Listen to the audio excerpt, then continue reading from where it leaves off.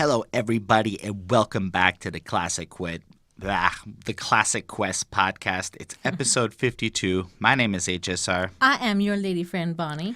And Chris decided he had to go hang out with his mother and couldn't be with us today. So we're going to do it without him. Yep. Before we get into the episode, we do have a bit of housekeeping to take care of. And we are going to start with my favorite part, at least. The best comment from last week. And I picked two because they were different. I'm going to read this first one. Vegeta Got Hands. Great review as far as honesty and your perceptive appreciation. Appreciate that. But damn, y'all need to go listen to this album and perhaps when y'all in a better mood. Not sure if that would change your opinion, but you were talking about one of the best albums ever in majority opinion. I do agree that the Dr. Dre track was subpar because it is. Because that beat suck is what he said. But lyrically, Nas bodied this whole album. Loved everything about it. I do understand it is a bit potent, like a shot of whiskey, etc., etc. What really I liked about this guy's comment without reading the whole thing is that he kind of brought up the fact that as reviewer type people, with the schedule we follow, with the way we consume music, has us perceiving music differently. And I think one of the comments we had made, I don't know if actually I've ended up making it in the podcast, but in talking about the Nas It Was Written album beforehand, is that track by track, taking them individually, it is a seriously different experience than listening to the album. So there's a lot of validity in this comment. Yeah, and for sure. how you consume your music most definitely plays into that. And I just thought it was a really cool comment and a really interesting line of thinking. But at the same time, I also think that's where maybe the reviewer perspective gives a little bit of an added value. Because of the way we consume music, what's more substantial is usually what stands out against repetition. So when you hear a lot of things, you notice what's different, I guess. So I don't know. It's just something to think about. I thought it was a super fascinating comment. It's an interesting idea. Like all the music that we've listened to, has it tainted all other music for us, kind of like in that sense. Like, is it going to be like, oh, now we listen to like such superb music and, it's like trying to compare, kind of apples to oranges. Yeah, it's true. Sometimes it's drastically different. But yeah, I thought that was a cool comment. Let us know what you think about that in the comments, what you feel in regards to reviewing albums versus not, how you feel the perception is different. Do you notice a difference between the way you consume albums and we do? Yeah, maybe. Maybe you see something different. And then the other comment that you'll see flashing up here, and it'll be a little less, is from Max Steel, the God. And if you look at this guy's comment, he starts a breakdown of like the entire song and copies what Bonnie did. This was on her the lyrical breakdown for I Gave You Power that Bonnie did, and he broke down the whole song himself. And I know it technically wasn't on last week's review, but the comment just blew my mind because it's way longer than I'm showing here. I think he maxed out the comment box, and that is fucking amazing. I love seeing that stuff. I love seeing when people are able to like almost contribute to the review through the comment sections in their own way. Truly interesting. Also, if you check in the description of this video, you will see the request list. You can click on that. It's the first version. I'll be updating it soon, but for now, it's where it's at. And then pretty much we respond and read every comment. And speaking of comments, there is the Grind to 1,000 subscribers contest running. Yep. So if you subscribe to the channel, like the video, and then leave a comment related to the review about us, the album in question, anything to like contribute to the conversation, you enter into a raffle where first prize is $100 of Amazon gift money, plus you can request a review from us, which will get done as fast as possible. Second prize will be $50 of Amazon money plus the review, and third prize will be $25 plus the review. And for every video that we've done that you like and leave a comment on, you get an extra entry into the raffle. But try to make the comments a little more on the it looks like you watched the video thing. A good pro tip is to cut to like the 37-minute point, watch for 4 minutes and respond to something you said. I'll be convinced you watched the whole thing. You'll make me happy. Anyway, that's enough about that stuff. You're all here for a very specific reason. As you saw, some of you might be really freaking happy that we have finally gotten to this album. It is one of the most requested. Bonnie, why don't you introduce the album that we will be doing today? This week, we are doing Scarface's album, The Diary. That is true. So how do you know Scarface, Bonnie? I don't. That's it? Just nothing? Yeah, no, anything before No, him. Never heard of him. Any fun facts that you've looked up for us today? Nope. Nope, nothing. All right. Nope. Sorry. I know Scarface a little bit, but I've never listened to his music before now, which I definitely feel is a mistake personally. We'll get into that though. What I've come to see is, according to every documentary and interview I've ever seen, is every rapper I like thinks Scarface is like the greatest rapper that's ever rapped. You know, like Eminem loves him, fucking everybody loves him. I don't know who doesn't like Scarface, and from what I understand, part of the charm of this gentleman is all this time later when he makes his music, he never like compromised his style. He's always kind of been in the same kind of lane that he started in, and he's just kind of kept doing his thing to great success because He's like he just the real comes OG. in. Yeah, it's really interesting. So I guess if you don't really have much more to say here, we can just talk about Sorry. the Diary is the name of this album. It came out on October 18th, 1994. Yeah, and it's to me it's a really interesting idea for like a song or an album, you know, like it's just that whatever you're going to get on this project is this guy's like innermost feelings, and they're kind of like almost like a snapshot into the thoughts that you otherwise wouldn't necessarily get. So just on the title alone, I was a little bit interested in hearing what he would have to say going forward. Yeah, I mean, it is sort of like he took like the best snippets of his like diary from a year, just example, and then just kind of clipped it and put it into like song version. And I think it's really cool. Like some of it is like really like honest and like it's really intelligent and smart, like and new and very interesting. Like his whole thought process. Well, relatively new. Yeah, I mean some of it's obviously like a bit repetitive, but no, I mean like new is an interesting term for a 1994 album. Yes. Anyway, I love the cover. It's like this hand-sketched room has like an open book, like a religious pillar sitting there. Mm-hmm. Like his diary is this like sacred text, like in the crevices of his mind. You get like the sense, and it's just like this. And I love the fact that it's just like it looks like he sat there and he like with a pencil and he like shaded it up himself almost, and then this little picture came out of it. And then they slapped his Scarface at the top, the text on the bottom, explicit lyrical content, good to go.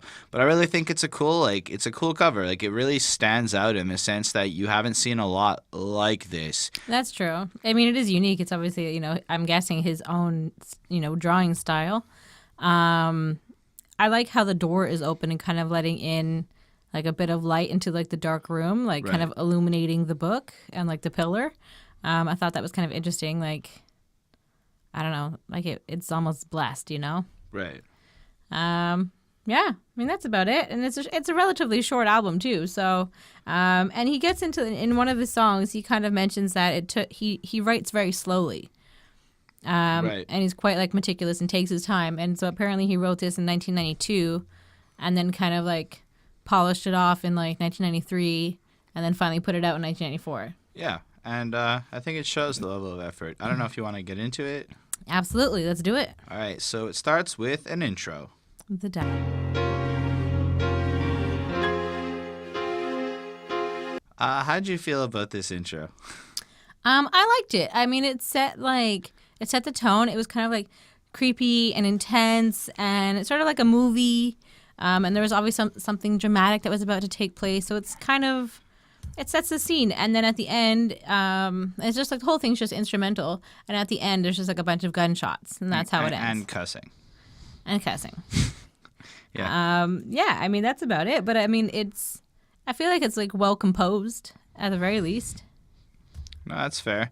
I liked it. I thought it wasn't what I was expecting. Like for the intro of you hear Scarface, you think of the movie. Yeah. And then you start playing it, and I guess I wasn't really expecting it to be like a score of the most dramatic thing ever. And it's interesting because it almost shows how serious this is to him, right? Like this isn't a joke. This isn't some fun experience or anything. It's like mad dramatic and beautifully composed, like the piano, the strings, the orchestral experience, and it's really fucking nice. Yeah. And then to contrast that with like just a bunch of gunshots and shit at the end of it. It lasts like a couple of seconds just to be like, nope, back to reality. It's almost like he's floating along in Happy Land and then can't even catch a break. It's not even 2 minutes long. Nope. But I give it a 4.5 on 5. For me, this was like, it made me curious. I was happy with the start of this album. I gave it a 4. I mean, I just, same thing. I just thought it was a good start to the album. It was interesting. It was unique. That was about it. All right, so I guess the real meat comes under the white sheet. White sheet. Now what is you fucking with a nigga for? Apparently you haven't heard of me. This was an interesting start, eh? Yeah. Because like right after those gunshots and cussing, we get. But it makes sense. It flows into it, kind of like. Yeah. Yeah. So what'd you think of it? The rat-tat-tat made me think of Snoop Dogg because I mean he's done that. Yeah. But I think that there's a few people that can get away with like using that sort of sound to describe like a gun going off. So this is sort of just like a song where people are just trying to survive. Like they're just doing what it takes. And they're going to shoot you dead, and they're going to cover you up with like a white sheet. And it sounds kind of like Outkast. It makes me think a lot of them. And like this guy's from Scarface is from Houston, Texas. So I mean, like it's similar. They're in the South, right? I guess is Houston considered the South? I think so. it's just considered its own. Well, Florida thing. it's in the South. Yeah, I don't know. You can let us know if Houston's the South. Similar kind of style. At least I think to Outkast. I don't know who started it. But he's infamous and he hangs out with tough guys. You'll need backup if you start something with him or with like him and his gang. So like with them, he'll shoot you and your homie, and he'll make sure that you're dead. And he even like goes to the hospital and kind of like checks to see if you're dead. And like, yeah. And he always has a gun on him, so it's kind of like a warning. Like he's just letting you know, like he's armed. And yeah, he's just blowing up. He's getting famous and rich, but he's still like acting and like he's still doing like the full time gangster stuff. So like that, nothing has stopped him. Like even like being rich and famous isn't going to stop him from like living this crazy life. I think that's what he's saying. So I mean, I thought it was a really fun song. I like the beat to this one a lot. I give this a 4.5 on 5, and it ends with like the like this guy that he's talking about who he shot dead, or shot like, he was rushed to the hospital. He flatlines, and then that rolls into like the next song too. So super cool. Yeah. That beat is just so funky, right? Yeah. So it does kind of have like it kind of makes you both. I can see the Outkast sounds that you're hearing, but you instantly just think of Snoop Dogg with that tat. Yeah. Anyway, and then he just kind of like flows in, and you got to keep in mind at this point, I don't really know what he sounds like, so I just wasn't expecting it to be like this. I almost want to say I felt like this Tupac-y voice. I don't want to compare him to Tupac, but the deep register of his voice and the way he flows sometimes, it's just really like it just kind of gave me that cool feeling of like, man, this guy's straight thug, like. But maybe it's because he sounded a bit like Pac to me in places on this album. Yeah. Like a slower, deeper, not more well thought out, but like more carefully considered version, like a little more reserved. Yeah. But it wasn't like what really struck me is the way he writes. Now, like as I'm listening to this album for the first time, I'm finishing up this book on writing, and it was given tips, just ways to go through it. And one of the things that is really noteworthy is the simplicity and the actual excellence that goes into Scarface's writing. Like from a pure literary point of view, like, I mean, it's simple. I mean, apparently for like good nonfiction writing, you're not even supposed to use words with more than 2 syllables as much as possible to keep it like mad simple, clear, and like not laced with excessive adjectives and all this other shit. Like it's almost like brevity is the key in a sense to excellent writing. Mm-hmm. And of all the people we've covered, Scarface might be the best at this that I've encountered. Like. It was lines like, I see your mama in the waiting room, steady crying. All of that's 2 syllables or less. I see your ass in the doctor's arms, slowly dying. Simple, points. But then you really think about what he's saying. Like, this is the guy he's just shot or whatever. Yeah. And he goes in and he, like, looks his mom, sees her crying. He sees him in the doctor's arms dying. Like, he's not afraid. He's not afraid to encounter what he's done. And that is something that I don't think I've encountered a lot of, as we've talked about. A lot of people are willing to kill. But Scarface is willing to go watch you die and watch your mother cry as you're dying. Yeah. And I mean, that that's was pretty like, hardcore. holy fuck, next level there. And now talk that shit that you was talking to your homie. Bitch, you should have shot me when you pulled your fucking pistol on me. And I suppose one of those things I've heard a lot is if you're going to pull out your gun, make sure. Make it count. And he's just basically saying, you pulled your gun. You didn't kill me. Goodness gracious, you forced me to have to kill you. Look what you did. Why did you have to talk? Why did you have to be like that? It's almost like you could tell that Scarface doesn't necessarily want to be killing people. People keep putting him into this situation where a man's got to do what a man's got to do, and he's just very willing to do what he's got to do. You know. Yeah. Very willing. I really dug lines like, apparently you haven't heard of me. It's going to take more motherfuckers than in the compound to murder me. I was like, shit, eh? Like, he's very dangerous, you know? Like, not afraid. I fucks up vision like a sand shower. And I love that. I love that line there because, like, I don't think I've ever heard that reference before. Maybe other people have used it. But whenever I come across, like, a literary thingy like that I've just never encountered, like, I'm going to fuck up your vision like the wall of sand that appears from a, you know, like, it's fucking crazy cool. I really enjoyed that imagery.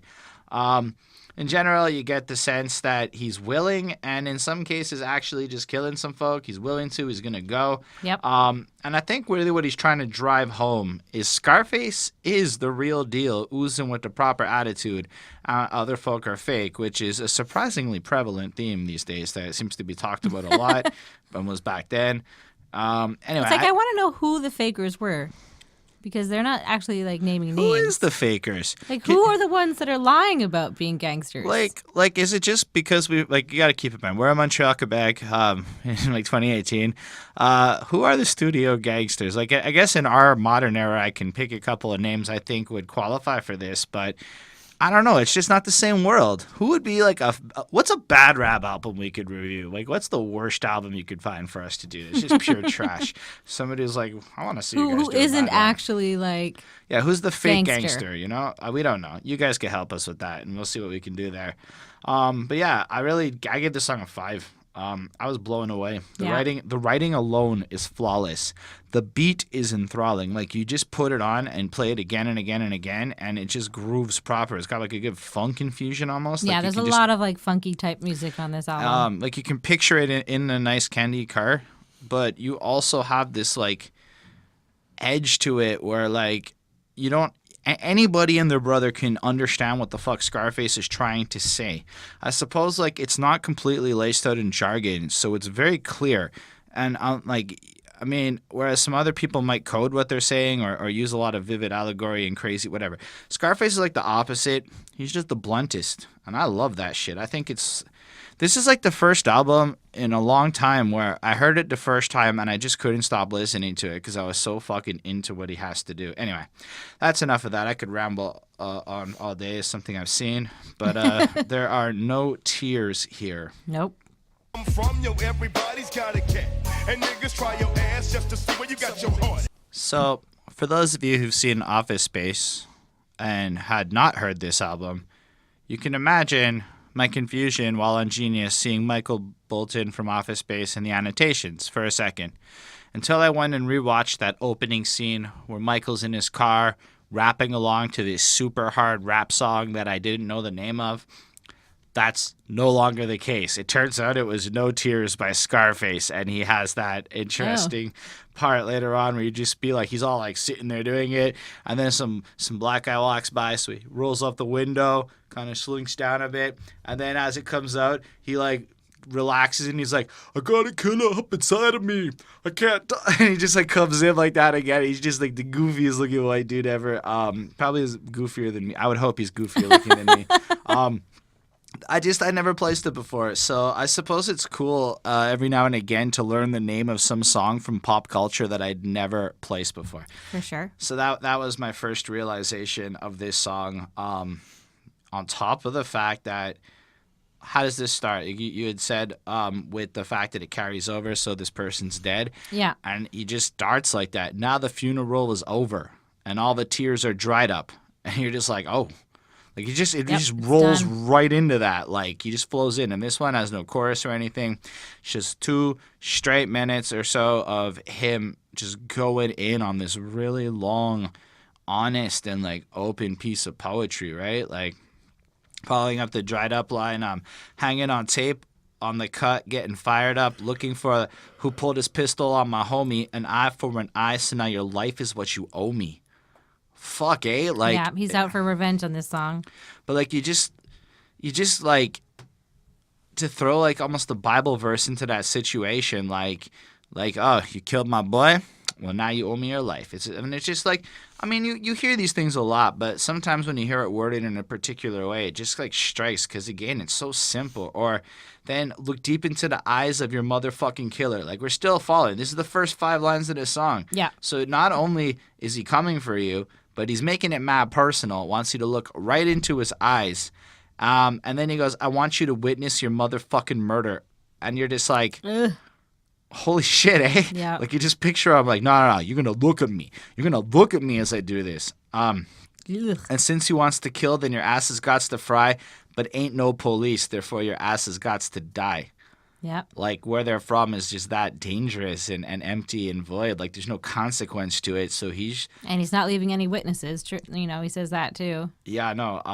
And I just from then on, I mean, I thought long and hard about this. I could have quoted the entire song in terms of like every line of this song struck me with, again, profoundness, power, and his delivery is really potent. Like he comes in with this deep, heavy emphasis on the words. It flows proper. Like it's not surprising that he took so long to record this for the level of perfection that came out of it.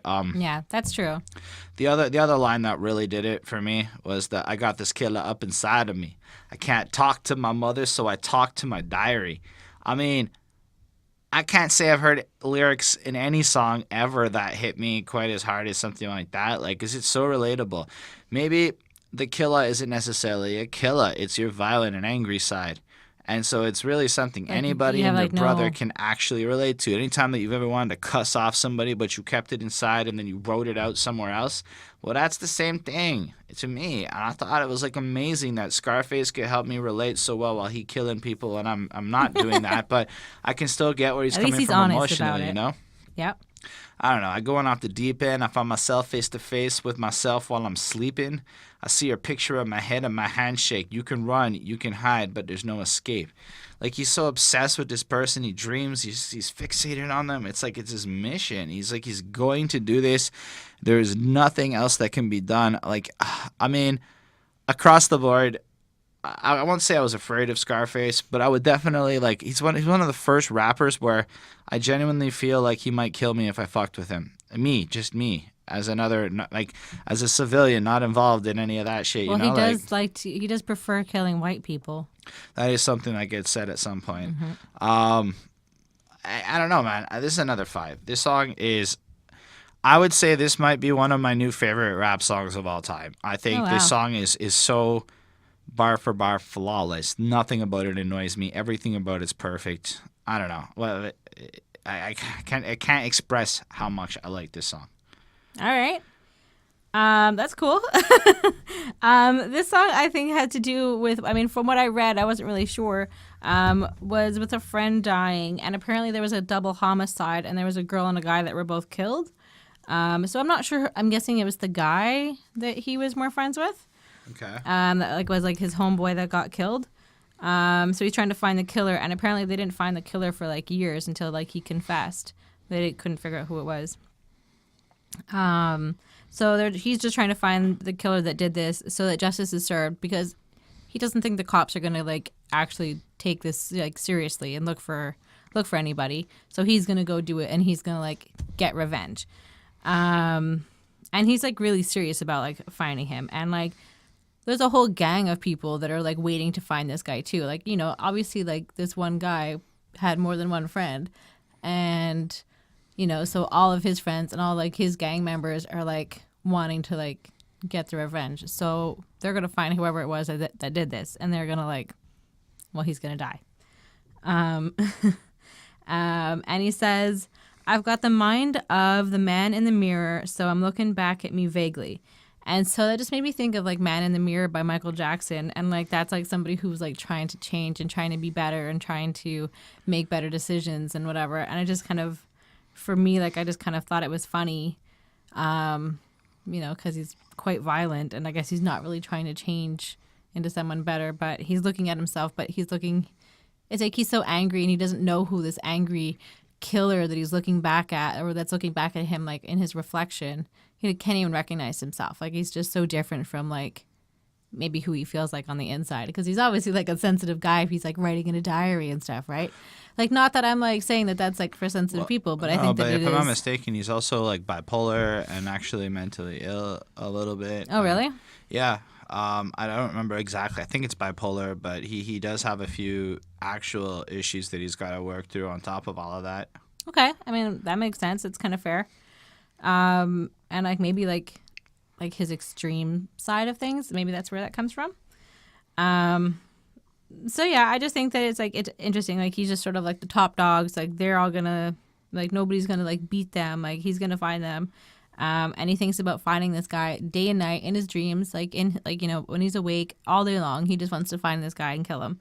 And he's got to get him before he's got by that guy, you know, and this guy's just going to go on a killing spree. So yeah, I mean, I just thought it was really cool. I'm guessing the tears are like, there's not going to be any tears for you when we kill you. Like there's like, everybody's just going to be happy. Like nobody's going to be crying, when they get this guy. So yeah, I mean, I just thought it was good. I thought it was honest. I really liked the flow. It had a good beat. Yeah, and again, it kind of goes into like the flow. Like it continues on from the first song, and it kind of carries over into the next song as well. We have like a 911 call or like a walkie, like in a police car that kind of carries over as well. All right. Oh, so yeah, I gave this one a 4.25. I don't know if I said that. All right, cool. Next up, we have Jesse James. I got that nigga that I came here to get, notify his children. So apparently Jesse James is a notorious criminal back in the day. Have you never heard of him? Not really. Oh. No, he got smoked by somebody, just shot in the back of the head proper. It's because he was in like a barn and he wasn't, he'd already put his gun down. He had his like back turned and like this guy just like went in and like killed him. And it was like such like a easy, kind of like a boring, crappy sort of way for like this like notorious gangster badass who killed all these people to go out. Like he just turned his back and got shot in the back, basically. And so that's basically what he's kind of comparing this whole story to. Yeah. But Scarface is the one taking you out, like you are Jesse James. You shouldn't turn your back, man. But yeah. It's an interesting song. The beat comes in and it's really, really funky. I find he sounds a little bit, and I'm not trying to compare him to any other rappers because he's copying their style. It's just who like popped in. I feel like on the hook he sounds a little bit like Dre to me. Oh, okay. Like the Dr. Dre sound. What's my motherfucking name? Sorry, it's not a motherfucking game, or whatever he says there. Like it just, I don't know. I'm not saying he sounds like them exactly. I'm saying it made me feel like that. I definitely think Scarface has a very distinct and clear he is who he is flow to it. Again, it's the same kind. I feel like this is one of the few times where the song matter does change track to track a little bit, but more or less follows the same kind of stuff. But I don't care. Scarface can talk about killing people day in, day out, and I think I could listen to him all day. In fact, I already listened to The Fix and thought it was fucking cool, and I plan on going back over more and more of his albums because he just does it so well. But he's got lines like, snuck up behind him, had his hands in his pocket, took my pistol out, unlocked it, pulled this hammer back, cocked it, and left his shit all on the carpet. I seen a murder, pinpointed my target. Again, nothing there is more than two syllables in the language used. It's so simple. It's so interesting how he can take a lack of complex. I remember when I was younger, a lot of people would point out that using big words in rap. I used to be really impressed by it, but it's almost like it's just to sound smart. It sounds tricky. Now I've heard Scarface and I understand what they mean. Like, elaborate language has its time and its place. I may use it a lot, but that's just whatever. However, the simplicity that Scarface is using to communicate is probably superior to any of these superfluous, crazy, fucking excessive language used in these flows. It's really interesting how much I can feel and relate to the way he's done this or whatever. Or there'll be no witnesses to this homicide, no reenactment on the late night news to be re-dramatized. All you got is with a dot in the middle of the motherfucking head. He been shot, dropped in the middle of the floor. He ain't breathing and on the go because we ain't seen him. He did his dirt and got the fuck up out the picture. The hollow point just hit you out of line, so it got with you. And again, it's the same kind of thing. Super simple, really. He's got an excellent handle on the slower side of flow, like really excellent handle on it. And he's dropping like, it's not just like aimless killing shit. There's a high degree of like journalistic exposure. Like he's telling the story of the people here. Like and you can tell that because he's pointing out like, look, you're not going to be seen by the news. Where we come from, when you die, there's no reenactment, there's no thing. It's never going to happen. You're just going to disappear. You're just going to get taken out that one time. You're just going to see us coming, and then it's just too late or whatever. Yep. And I don't know if it was deliberately to be political, but it almost came off like sending this vibe where, to you who are not familiar with where I come from, this is what the fuck my life is, and welcome to my world and shit. One more thing I really liked in terms of lyrics, because this guy, it's just, in my opinion, this is bars for days if you were ever to say that. You ain't no motherfucking gangsta G, and when I get up in your ass, you gonna realize it just ain't to be. It ain't no studio up in me, and all that bullshit I'm hearing you talk only offends me. So you can clearly see in this little bit that he's not happy with the studio gangsters who, again, who are the studio Who are they? They're all over. I'm just curious, even if we don't review them, I just want to go listen to a studio gangster, and I want to hear the linguistic differences and shit, you know? Like, anyway. But yeah, so he's really against them. Altogether, I give this a 4.5 on 5. It's really good. I like it a little bit less than the last two, and I don't know if it's the novelty of Scarface wore off a little bit, but it's something about the pacing on the chorus that just like it just didn't like it as much as perfect. Like I'm saying 4.5. It's an amazing song. I'm still loving this album so far. Yeah. Cool.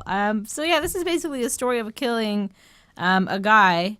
And then he proceeds to tell his kid that, you know, his father's dead because he killed him. And he sort of, you know, he did it just like the way Jesse James died. And so he compares it to Jesse James and how he should have stayed alert, you know, and he had the same downfall as him. You better take him seriously because he's like a legit gangster. Like he's not lying, he's not playing, he's not like those other guys who we don't know who they are. I like the one lyric, cause life has no meaning. We were all born to die, so no screaming. So he's just like, shut up, you're going to die, and like stop whining about it and stop being a little bitch about it because he's gonna kill you, and we were all supposed to die, so don't take this so seriously. And that's basically what he's saying. He's like, chillax, you know, like you're gonna die, I'm gonna kill you, bye. And that rhymed. I don't know if that's like a cool rhyme scheme, but anyways, I like this song. I thought it was interesting. I like the beat. It was funky. I like the way that he kind of changed his voice and like played with his voice and like the sound of it. I think it was especially in the last verse. There was like a different ways that he like demonstrated that. So I enjoy that stuff when you switch it up. So I gave this a 4 on 5. All right. I got a question. When What? you're rolling through your hood, now what do you see? Jeez. Some motherfucking G's. My motherfucking hood didn't change, cause niggas used to kick it with the rival gangs. But now All right. How do you feel about G's? I mean, I found the beat a little bit annoying. Let's just start with that. Get the bad stuff out of the way. I found the beat. It was like that kind of like 90s rap, like like this high pitchy, squealy. Like that West Coast gangsta shit. Yeah, it was something like that. I don't know. I didn't like it. It got on my nerves. I got under my skin. A little bit annoying. So besides that, let's just move on. All right. So he is from the south side of Houston, specifically, SA South Acres. And, G's are gangsters. And that's what he's just talking about. And there's just motherfucking G's everywhere. He's tough. He can't be caught. He's a trained G. He's got lots of guns. He's not playing. And, the second verse, he just gets high. And, killing is nothing to them. It's normal. Verse 3, there's always going to be a beef. And he kills the people that he's in a beef with before they have a chance to apologize or talk to him about it. He's like, I don't have time for this crap, and he just kills them. So there wasn't really much for me to take away from it. I mean, it was kind of what it was. It wasn't my favorite on this album. I gave it a 3.5 on 5. I felt a little bit different. I really, really like this song. I think you have a crush on Scarface. No, I don't know about that. I like the way he writes. The way the words he uses are incredible. Right off the jump, you get the news report saying it's in the South Side, blah blah blah. Welcome to their hood. And then I don't remember if they actually starts with the verse or the chorus, but I really like the chorus. When you're rolling through your motherfucking hood, what do you see? And then he responds with, I see some motherfucking G's. He's just kind of letting you know, this is what's going on in my life. This is the me world and my around. homies, my gang members. But it's just the idea. When I crawl through my hood, what do I see? I see a gentrified neighborhood, a lot of college girls in an area that used to be full of gangsters, because we live in an ex-hood in Montreal due to, how the city evolves and stuff. Yep. And I see safety and a lot of other things like that. So right off the jump, that's a very challenging question. What do you see in your hood? Well, allow me to introduce what I see in my hood. And then he goes through some shit I really just roaming in my motherfucking hood and things. Seems to me my motherfucking hood done changed, because used to kick it with the rival gangs. Now we got to deal with them survival things. At a certain point, you used to be able to kick it with your homie who may have been in another crew or something, and you used to have a certain degree of you were in rival gangs, but there was civility to it. And now the way he's describing it makes me picture almost a war zone. I've talked to a few people about what it's actually like to be in gangs, because I was curious. And the way he's describing this, it's it's parallel to some of the stories I've heard. And it's pretty crazy. If it's still going on, if it's still really like this in some areas. From what I hear, it's definitely still like this in some areas. Not to say that I know a lot of shit, but every now and again you talk to people who will describe in a vaguer sense. If the territory is divided that way, you may be taking a risk going to the grocery store or going to the laundromat or something, depending on how your neighborhood's divided and shit. And crazy, eh? To me, that's fucked up. It's fucked up that more people on our end of the frat camp don't take it seriously or care, I guess. Anyway, and we ain't tripping on the bullshit because we all hood, but other don't want to say that way. But all I gotta say is you don't want to see that essay, because we're all upon a mission. Killing don't make us no different, and dying don't make it no different. Where he's coming from is so real. But just because we're all upon a mission, killing don't make us no different, and dying don't make us no different. Because I done been to more wakes this past year than the motherfucking Bengals lost last year. I learned that in 93 or whatever. The Bengals didn't have a good season. Apparently they lost 14 at least. So apparently the number is at least 14 people that he's been to wakes of that year. But I can't get past it. In the same way that other line, the diarrhea line, just stuck with me. Killing don't make us no different, and dying don't make us no different. They're so phased that both taking a life or losing their own life or losing a friend's, none of it changes them. Yeah. Fuck. Yep. Deep shit. Or changes the situation. Yeah. Or scoping, hoping for you to fuck up and slip so we can have a reason for fucking up your shit. Now he's just bored. Now he just wants you to mess up, so he has an excuse to do some shit, Yep. It ain't no motherfucking peace when they see me, because we never had a motherfucking peace treaty. Not once. The supposition that there would be peace is non-existent unless he himself is going, yo, did I say we good? Did I say we have a peace treaty? Oh, no, he did not. And that's kind of, it's. So now I got to get him with game, and when I hit him with game, I got to hit him with this damn thing. I like the way he flows like that. I don't know, it just sounds good. Or the last one I quoted from here. There was a lot I'm going to quote on this album. It's fucking, I can't interpret his lines as well as he said them, so it True. seems like a better way to focus on what I liked. But I never give up a second chance to pull the first gun, because if they bust one, that'd be the worst one. And that's the one that can close the shop, so you got to stand and hold the Glock. Just stop for a second. He really doesn't want you to shoot him, because that first bullet is just the bad one. Like, he's just like, I don't want to get shot, so I have to kill you first because I carry my gun, because that one bullet could kill me. And this is a different side of, like, ferocity, you know? This isn't just, like, grandiose or bravery or whatever. This is pure, you get the sense he doesn't want to be a gangster. He just lives He's kind the of forced gangster into life. that life. Yeah. But I think that's like pretty common for like a lot of people. Like people don't want to be I know, bad. but They're just sort of like in that There's situation. like 0% glorification going on in this, right? None of this feels glorified. This all feels like his fucking diary, you know? Like these are his actual inner like fears and insecurities that are coming from something Well, he's not real. gloating about things. That's Like, what I'm he's saying. just- It's crazy. I don't know. Because in my motherfucking hood, that's how it be. But when you rolling through your motherfucking hood, what do you see? And what I see is definitely not what Scarface sees. This song made me think. It made me feel. It's got an excellent fucking swag. This is the one where he's got like the AKs and the SK in his trunk full of shit. It's fucking like on every level. This song's amazing. 5 on 5. I think it's super cool. All right. And next up is a single off this album. I seen a man die. Like, glad to be the man's child. The world is different since he's seen it last. You know, this is one where the music video kind of really fits the song a bit. Yeah, for sure. I don't know. What'd you think? I mean, it was a whole interesting idea, like just the way that it worked. So he's sort of like a narrator in like this like whole song. And like, you know, I guess he's sort of talking about like someone or him, I'm not really sure, that was in jail for 7 years. And they had one strike against him, and like just being black is also like basically a strike and a reason to be arrested. And just stuff like that. Yeah, I mean, this is a really cool, funky, jazzy feel. I really liked it a lot. Yeah, so he just says, like, I can never see a man cry till I seen a man die. I mean, right there, it's kind of like shit, right?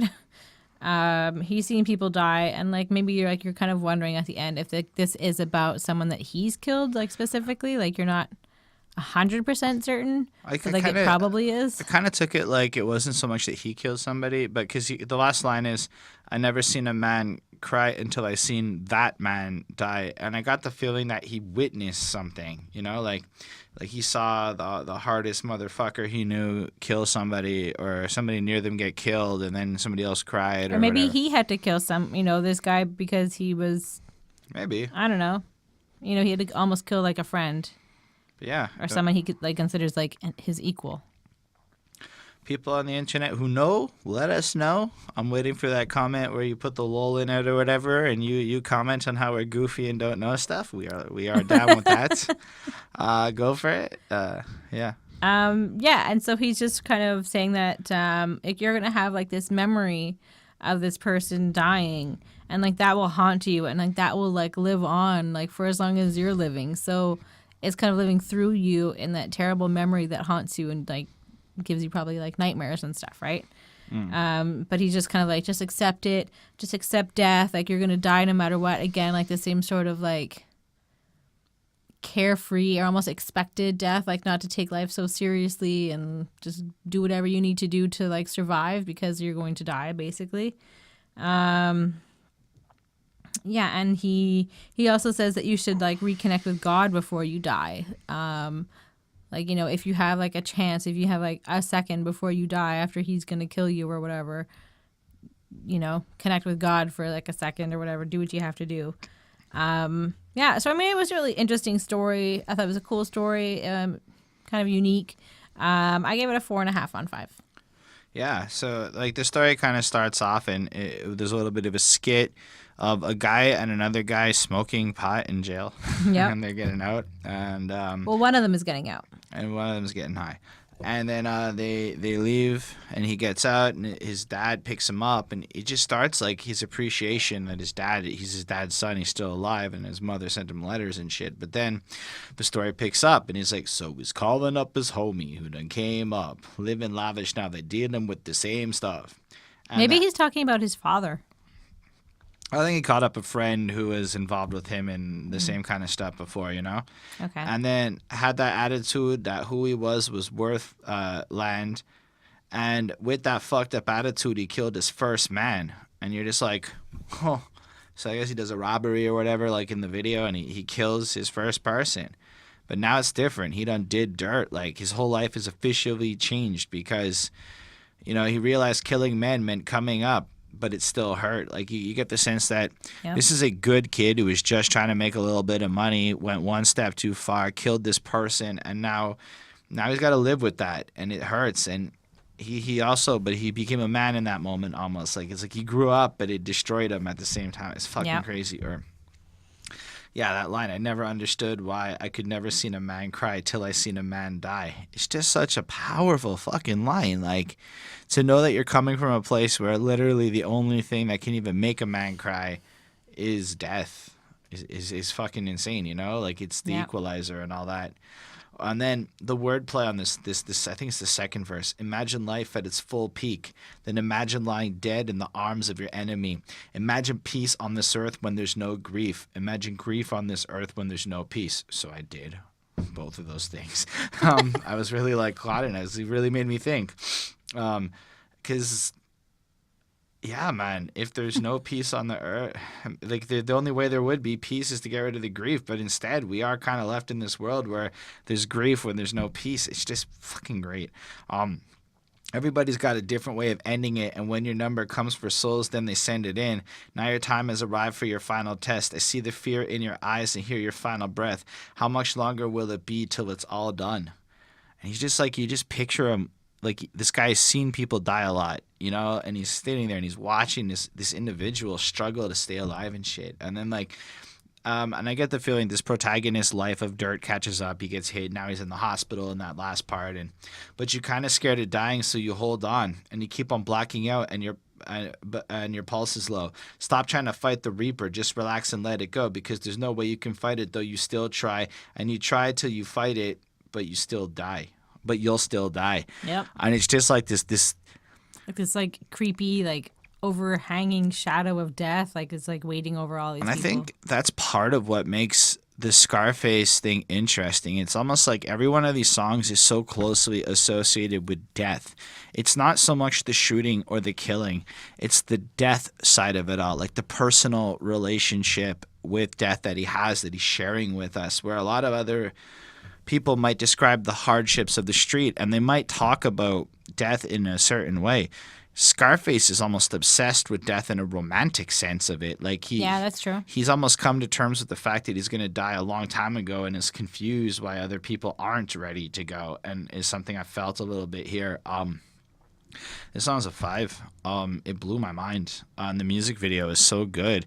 Scarface in his fucking suit and his hat and everything looks so fly. And he's not really this focal point of the video. He plays like the narrator role. Like, he just walks up peacefully, like the pensive, wise guy, just kind of commentating and watching and shaking his head a little bit. And it's really well done. Highly recommend this song to anyone, you know?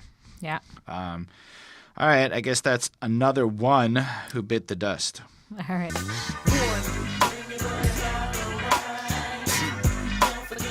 Bonnie, do you think you can get me a bottle of wine? And please don't forget the papers this time. And yeah. No. Rude.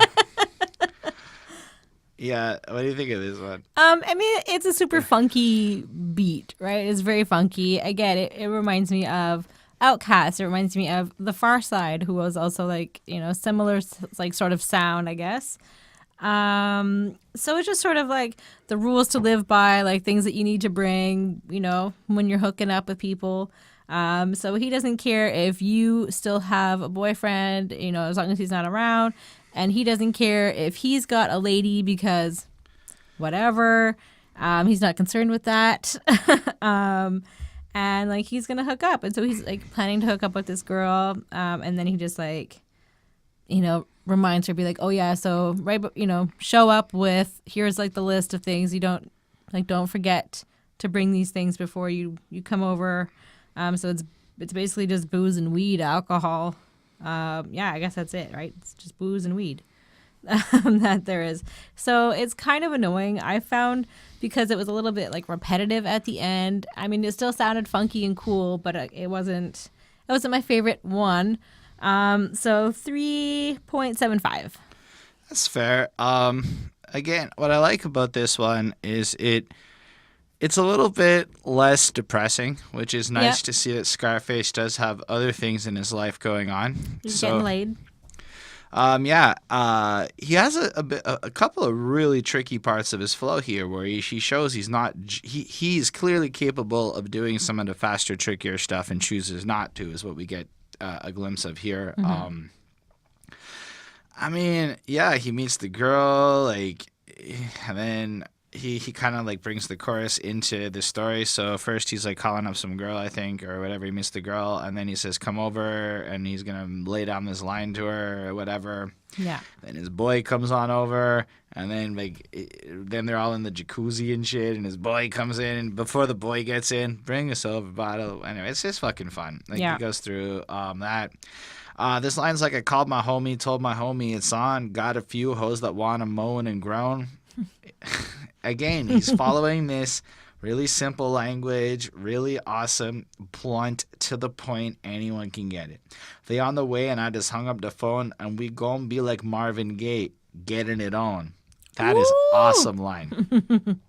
And you gots to keep, come to think of it, I know that Wayne and them got famous for their like puns without the word "like" in the little pause, and I know I blanked out the word I'm not allowed to say there, but if you think about it, the way he constructed this pun is exactly what everyone gave credit for Wayne for later on and shit. Anyway, just throwing that out there.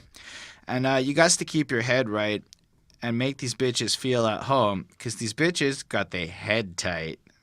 Head's always fun when it's tight. Wink, wink, Bonnie.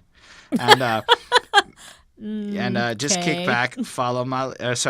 And furthermore, they bring in weed. Now, what I really like about Scarface is he gets it.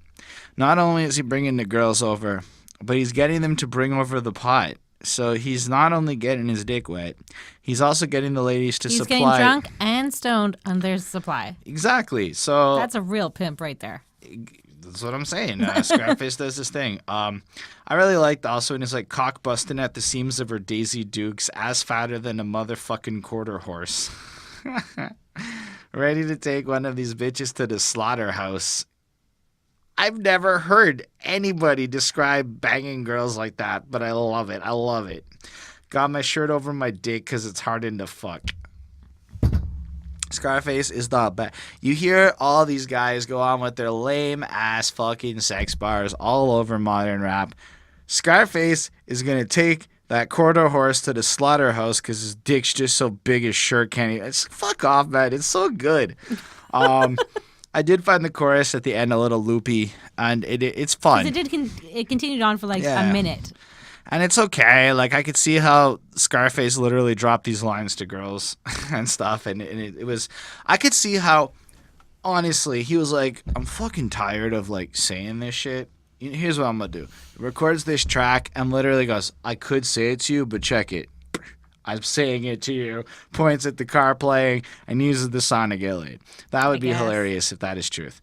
4.5 on 5. I dug it. I think that he really carried over that same style he did, but showed he has other kinds of subject matter he can go to.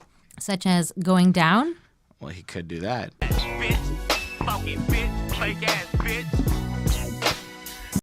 99 6 Kriegsminister streichelt sein Benzinken. Sorry, right. I just know the English version. How awesome is this beat? It didn't click right away. I heard the beat come on, and it wasn't until it was like, please excuse my attitude. Sorry if... I'm like, is that what I think it is? It's 99 Red Balloons. By Nina, for those who don't know it, or 99 Luftballons if you prefer the good German version. The OG version. This might be the funniest song on the album. Like, hands It down. is very funky and like goofy Funny. and weird. I don't know. There wasn't So basically, he meets the girl. Now, where you're mad at? She said, gone at work. She gave me the look. I cracked a smile, thinking, go on and flirt. My homie's woman ain't no thing to me, because if they caught one of my hoes, they do the same to me. That's the song, man. He goes up and he macks them. He's taking girls and whatever. He just puts his hustle on. He spits that shit up in the chorus. Any girl is like could potentially be his. And I really like the fact that, like, at the same time, he has, like, there's a certain degree of loyalty there. He's like, look, if you sleep with me and you're my boy's girl, I don't care, because if he can get one of my girls to do it, good for him. It's almost like there's a mark of pride in being able to take your friend's girl, but it's almost like a respectful thing to do, because now you know that person isn't loyal per se, and etc. etc. I think my other real favorite part of this song in terms of quotables is as in the third verse, and he's trying to lay down his game a little bit, and then he's like, it's cool, or maybe it's the second verse, I don't know, but it's cool, don't front, no sex, no sweat, not even on my mind, we just met, wink wink. I love that part, because I come on, anytime I've ever met a girl that I always never had sex on my mind on the first date, never. It's never ever been on my mind of what I've said to them. It's never been, it's just, it's just, this guy is game. This guy knows what he's doing. Like, how some people you just know? This guy, he knows. But look, the Nina beat is amazing. It's just super slappy, super fucking punch you in the face with the bass, but still keeps that core melody. He sings it, and it's hilarious because it's kind of bad, but in the kind of bad that's amazing that only a rapper like this guy could get away with. And this might be one of my favorite songs. Hands down. It's a 5 on 5. It is hilarious. It is enjoyable. And if you're not smiling at the end of this song, I don't know what's wrong with you. That's all I got to say about that.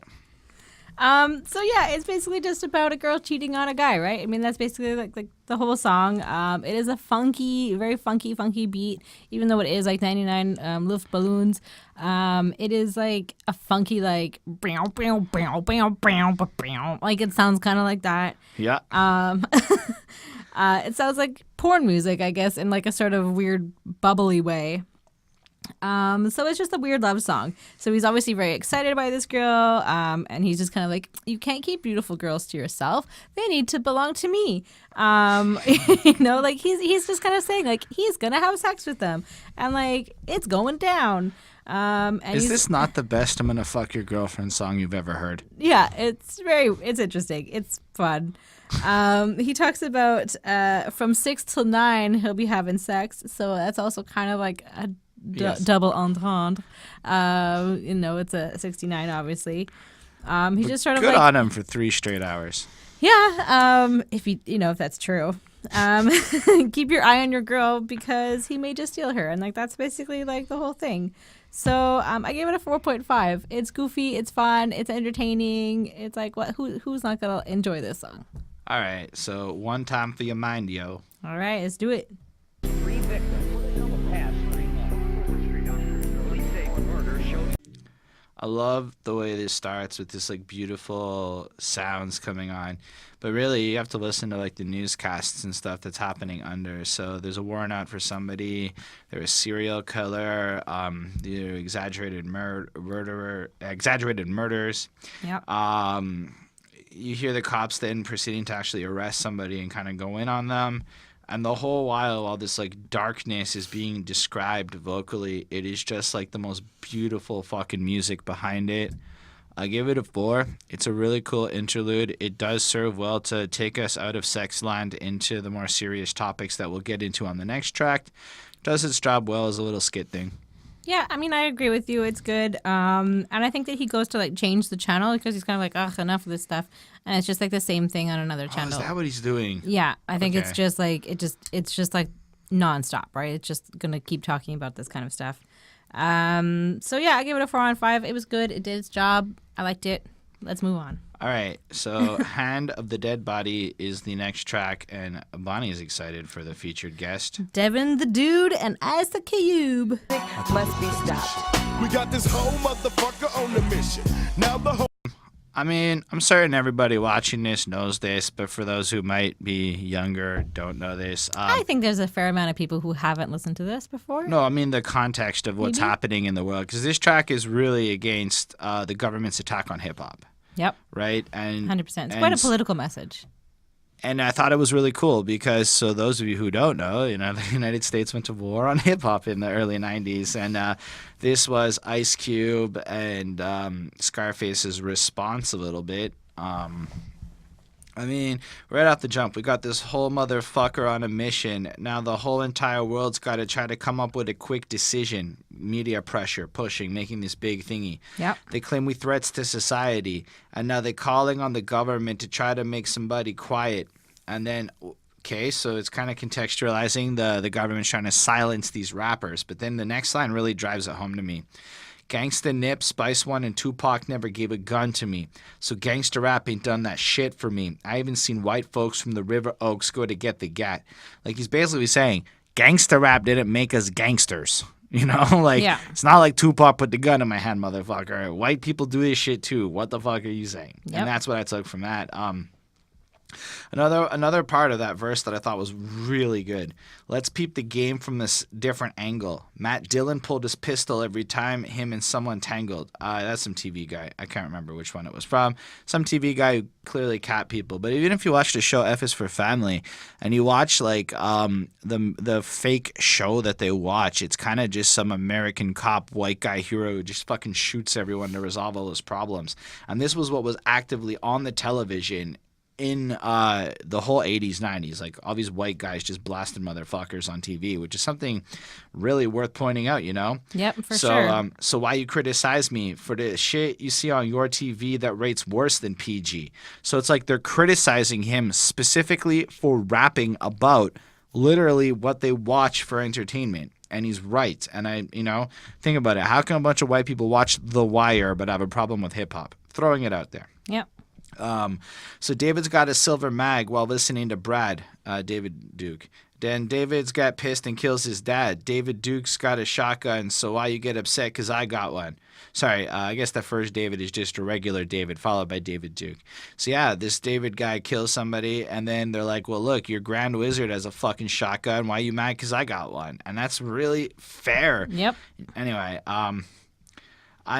Ice Cube said a bunch of stuff, and none of it was quotable to me. It was really just Ice Cube being Ice Cube. Yeah. But, I don't know. Next to Scarface, I just didn't feel it. Maybe I just like Scarface a little bit better. But I liked Ice Cube's verse flow-wise, and he comes in and he does his thing. Mm-hmm. I almost felt a little goofier than I was hoping for. But I think the real value is in the chorus of this song. Don't believe that song, that wrong. Gangsters don't live that long. Now, Scarface is 24 when this album came out, which means he's basically past the average age of a gangster of 20.5 years, I believe is what I saw most recently. Yeah. And so, yeah, he's basically saying if people were doing what they were saying in their songs and they're old, they don't live long enough to be doing what they say in their songs. They must be lying. Yeah. I gave this a 4.5 on 5. It was really good. But Ice Cube's verse didn't really do it for me as well. And the beat's great, but not like off the top of the charts great, Yeah. So it's, more news reports about Scarface, that he's a threat to society and his music and, his music and him need to be taken out. It's almost like a military mission. We have to get rid of this guy. And it's just a guy who's just trying to express himself, right? It's just Brad. It's just Brad. Same thing. You can't really live that long being a gangster. So clearly people are lying. He's just kind of comparing his world and what he's seeing and what's going on, and comparing that to people who are running the world, and it's they're this guy who was the head member of the KKK, he ran for president at this time. And, it's kind of well, are you going to say anything about that? That's kind of a shitty person to be running the country. Wink, wink, nudge, nudge, kind of still relevant. He's getting North Korea to the table. Let's see what happens before. And so he just sort of, Ice Cube comes in again. He doesn't I just found that their voices sounded quite similar, or that they meshed really well together. Ice Cube and Scarface, that you could hardly. At first I had to like listen back again. I'm like, where was Ice Cube on this one? Like I almost didn't recognize like how different.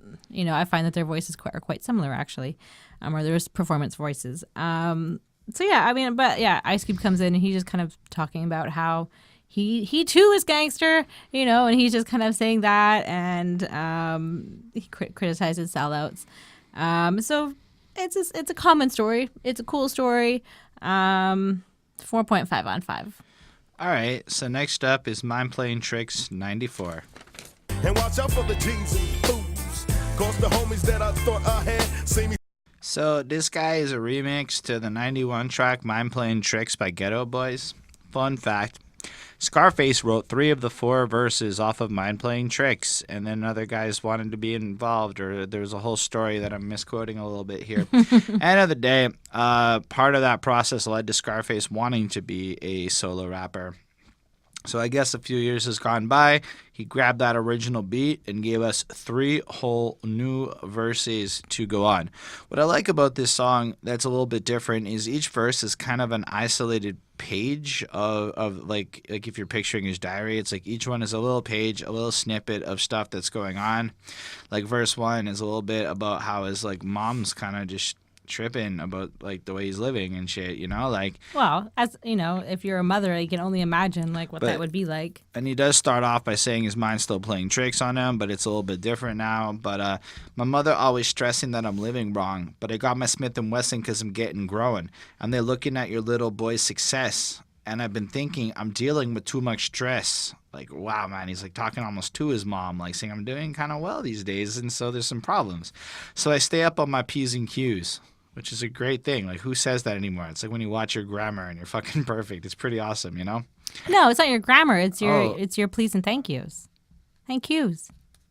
Oh my gosh, I never got that in my life. Okay, that makes sense. Yeah, he's very polite. Oh my gosh, I never understood in my life. Anyway, I watch out for the G's, but it's not that he wants to be. He has to be. Right? And he watches out for the G's and fools because the homies that he thought I had see me stacking up a grip and they start talking bad. So you get the sense that he wants to live a certain way, but now that he's successful, some of the people that he used to roll with turn out to not be quite so friendly, and there's some problems, and et cetera, et cetera. Mm-hmm. I don't know. I like the next one, or Dear Diary, I'm having a little problem with my mind state. How many bullets would it take to change my mind? Wait. Sometimes I want to end it, but I don't, though. They tell me to see my pastor, but I don't go. Because they all be on this one street, so I take it on myself to thank him one deep and give my money to the most needy and never put it in the hands of the most greedy. So if I get the point of this, it's not that he has an issue with religion or pastors. It's that all the fake and greedy churches are lined up next to the honest ones, and rather than taking a risk of taking his money and supporting like an awful church, he'd rather pray to God directly and try to deal with it. But meanwhile, he's dealing with suicidal thoughts and doesn't even have a real option, because at the end of the day, if he does go to the church and it's like a bad pastor, the guy's just not going to help him. He's just going to like take his money and kind of whatever. And I also like the fact that he would rather give his money to people who need it. It isn't even about selfishness. Like, he actually wants to go be charitable and actually help. Anyway, thought that was pretty deep. And then the third verse has stuff like, day to day, it's more impossible to cope. I feel like I'm the one that's doing dope. Can't seem to keep my mind on a steady track. I'm all about getting mine, so I study that. So, he's like having some trouble. He's just focusing on getting to like the next place in life. But it seems that they want to get me, so I try to keep my 9mm with me, just in case they want to see a homie's head blowing. But I gotta stay around to see my kids growing. So you see, like, a certain like sense of he's just trying to get through, stay alive for his children, do the right thing in his life, and it's like he doesn't even want the gun with him, but he has to do it. And I like the way that he just he makes being a gangster sound like a chore, which is an interesting thing. Like, it's a burden that's been put onto him. And I kind of really appreciate where he's coming from. Like, he's great at what he does, but it does not come without problems. Anyway, I gave this a 4.5 on 5. It was a really, truly interesting and fun song to listen to. Yeah. So, I thought this was really cool. He's cool.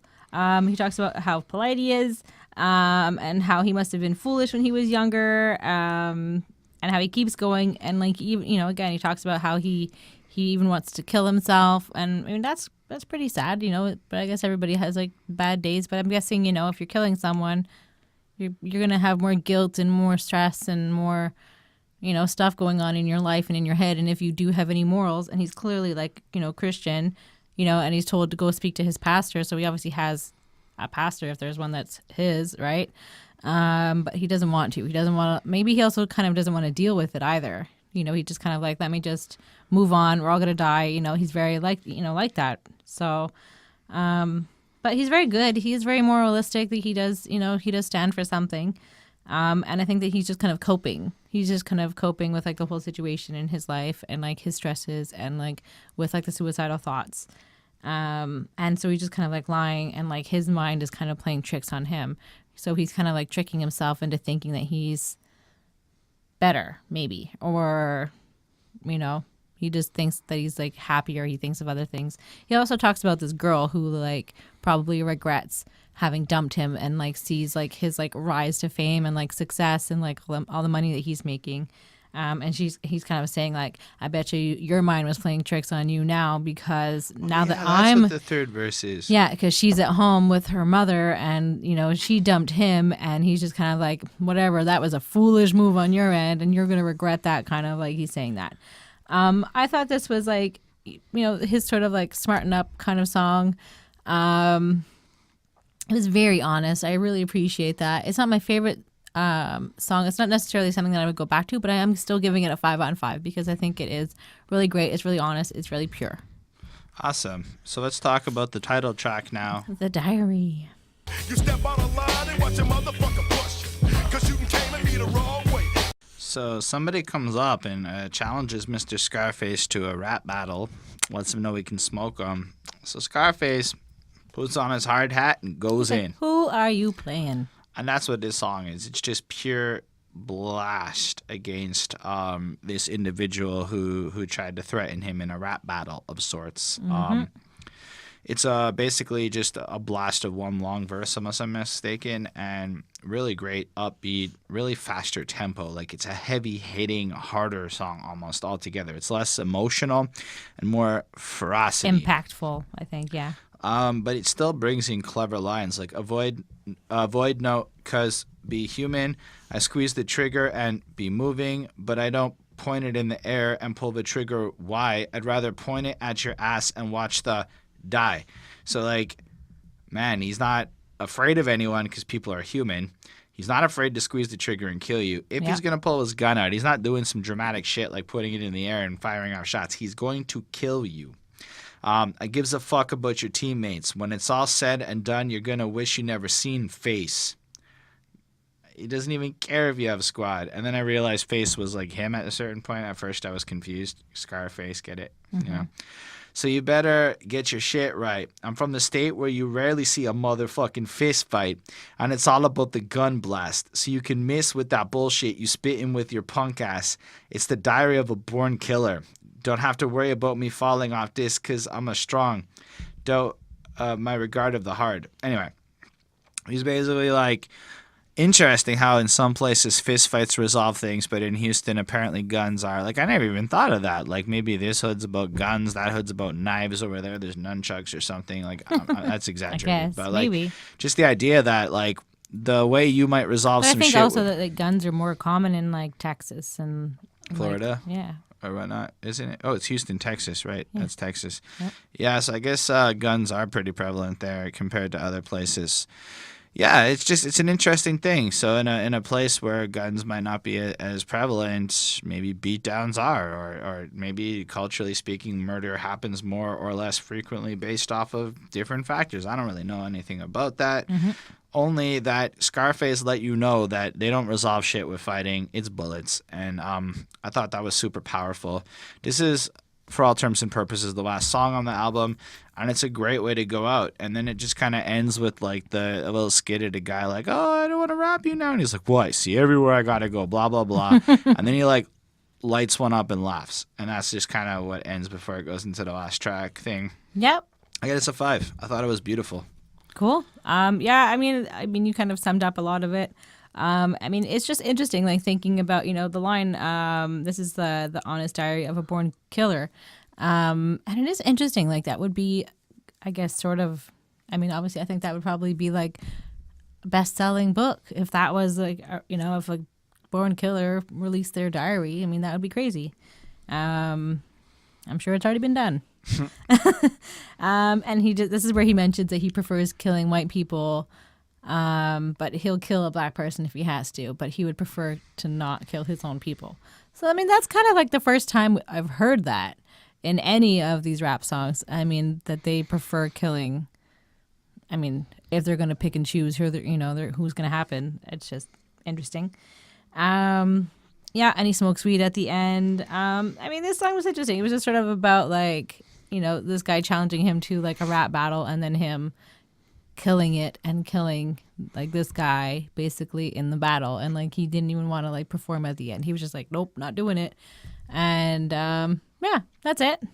I gave it a 4.25. All right. So one more on this. It's a pretty aptly titled one. It's The called outro. Outro.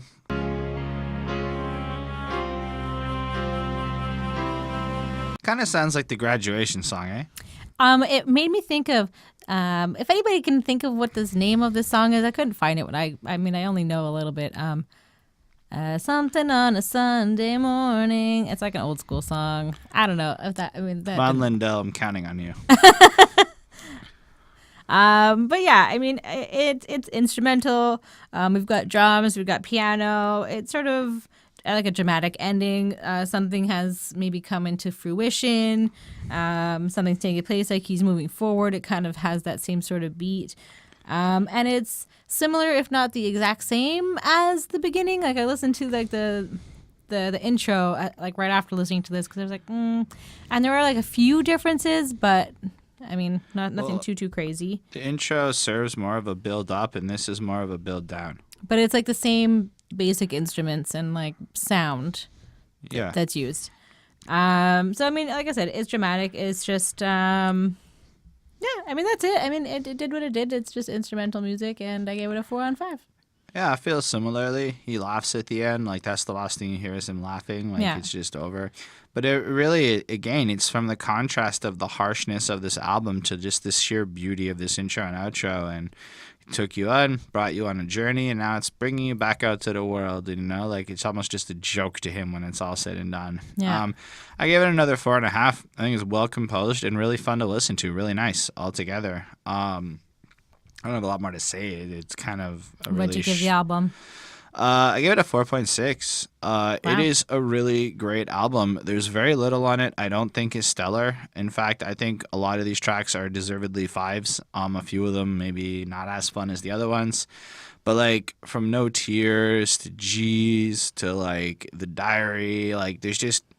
fuck it. All 13 things are worth listening to, and you should just go do that. It's fucking awesome. It is an amazing project, and I'm super happy to have heard it.